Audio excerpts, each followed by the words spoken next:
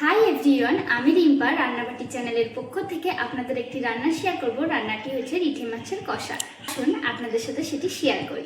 আমি এখানে 500 গ্রাম রিঠে মাছ নিয়ে নিয়েছি, পেঁয়াজ নিয়ে নিয়েছি, রসুন বাটা নিয়ে নিয়েছি, আদা বাটা নিয়ে নিয়েছি, লঙ্কা বাটা নিয়ে নিয়েছি, এদিকে হলুদ গুঁড়ো নিয়ে নিয়েছি, ধনে গুঁড়ো নিয়ে নিয়েছি, লঙ্কার গুঁড়ো নিয়ে নিয়েছি, টমেটো কুচিয়ে নিয়েছি, জিরে গুঁড়ো নিয়ে নিয়েছি, ধনেপাতা কুচিয়ে নিয়েছি। এখানে ফোড়নের জন্য গোটা জিরে ব্যবহার করব, আর এখানে সরিষার তেল। গ্যাস অন করে কড়াই বসিয়ে দিয়েছি। এবার তেল গরম করতে দিয়ে দেব।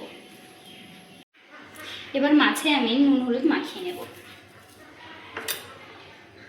তেল গরম হয়ে গেছে, এবার আমি মাছগুলো আস্তে আস্তে ছেড়ে দেব।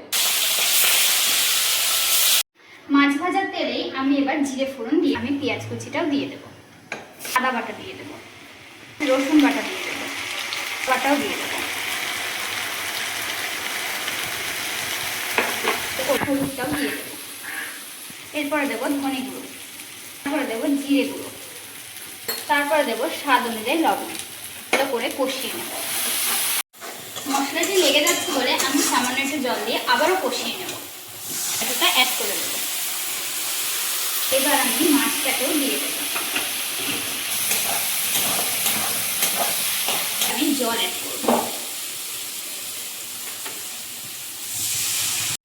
মাছের ঝোলটিও ফুটে উঠেছে। ঝোলটি যখন কমে আসবে তখন এর মধ্যে ধনে পাতাটা অ্যাড করব। হয়ে গেছে, আসুন এবার নামিয়ে নিই।